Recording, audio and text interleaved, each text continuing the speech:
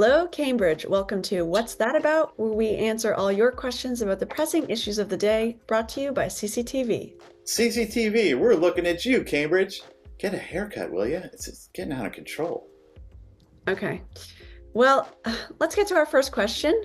Radka from Pine Street writes, I heard the council is going to be voting on multifamily zoning changes in the next couple of weeks, but I don't really understand the zoning or what the changes mean. Can you tell me what's that about? Again, if you put the title on this show, that's just pandering. Pandering that we love.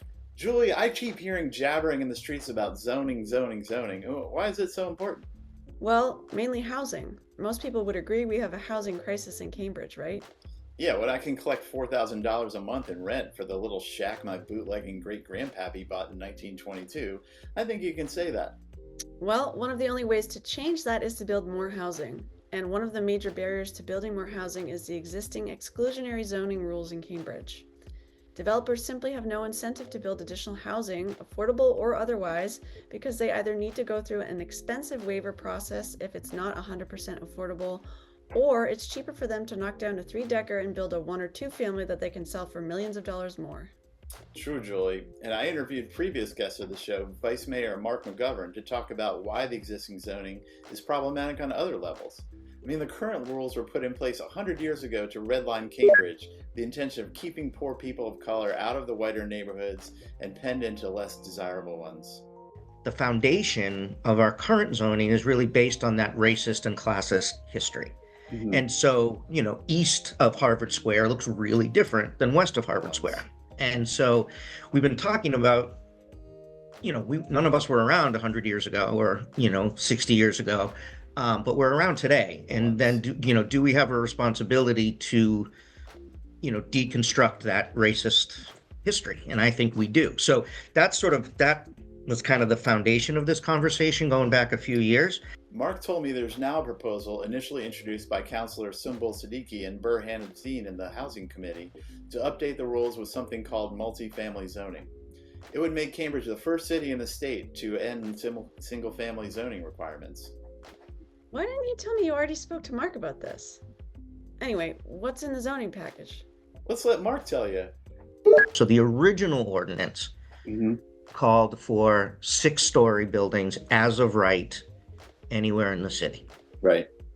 The ordinance that we forwarded out of committee, was it not yesterday, the day before, I guess it's all blurry now, was the 4+2 model. And what that would allow is 4 stories, roughly 45 feet, as of right, anywhere in the city. And then an additional 2 stories, so it can go up to 6, but only if 20% of the units are affordable. Okay.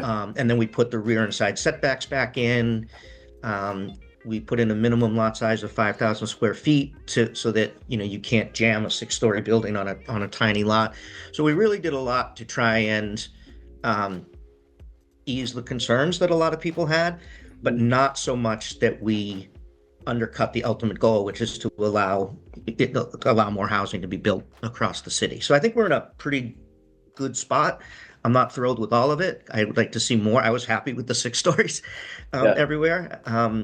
But the votes weren't there for that, and there was a lot of community pushback on that. So we've tried to thread this needle, and I think we've done a pretty good job of it.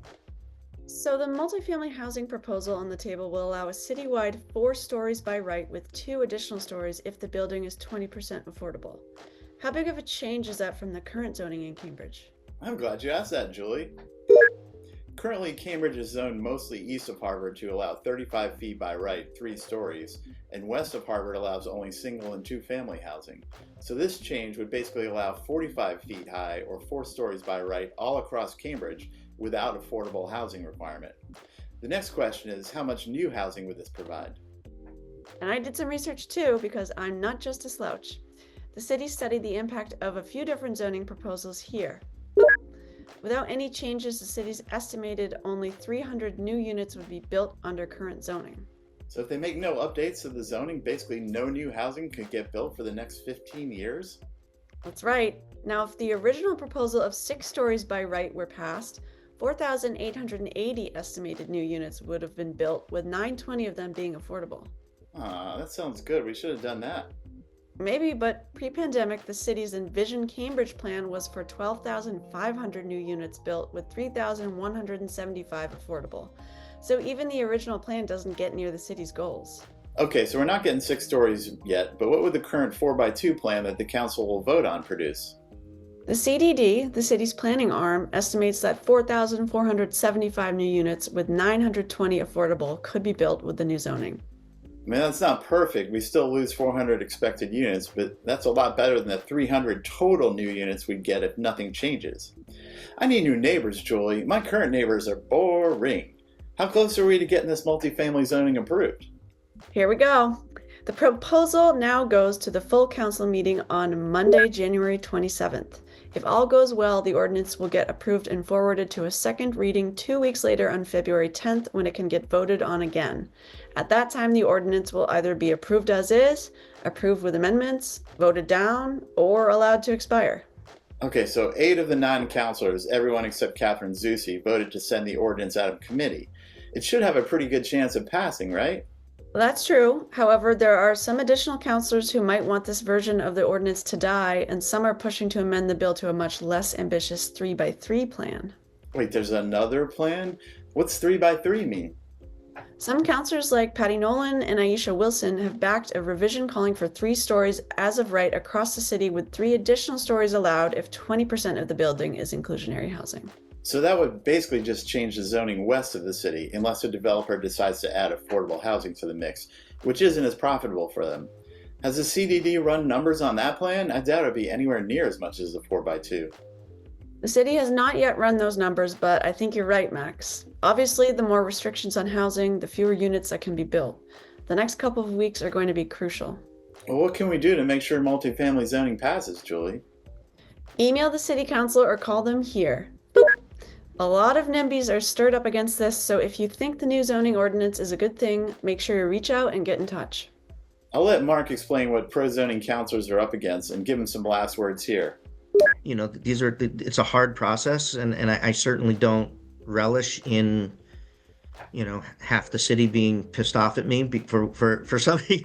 It's not fun, Sure. but this is what we sign up for as counselors, and it's part of the work, and it's an honor to be at the table making these decisions. And again, I think we've done it on this. I think we've done. There are people that are upset that we went away from the 6 stories as of right, because they really like that. There's some people who are upset that we're entertaining 4 stories. Someone's always going to be not thrilled, right? And most of the city is zoned for 35 feet already for residential. We're talking about going to 45 feet, like 10 extra feet for more housing on your street. Like, is that really going to ruin your life? Really? Like, Right. that's what vibrant cities do. They grow, evolve, they're living things. And that's a good thing, right? It's better than being a city that's dying. That's right. Cambridge needs new families to fill up their schools. They need more customers for the businesses that are struggling in Central Square. And they need more diversity and artists who can afford to live here to keep the culture vibrant. And we especially need more people in the bars so places like the Automatic don't close. Except I don't want them all to come when I'm there. Or maybe they can add something to the zoning so there's always like a free bar stool for me and only me. Maybe you can write to the council and ask them to put in the free bar stool for Max amendment. That's a great idea. Exciting times in the city of Cambridge. First parking minimums and now single-family zoning might be eliminated. Could it be we're actually going to get some new housing built and the rents might cool down a little? Yep, and in America that nationally seems to be actively working to burn everything down, locally our elected officials appear to be trying to make our little part of the world more livable.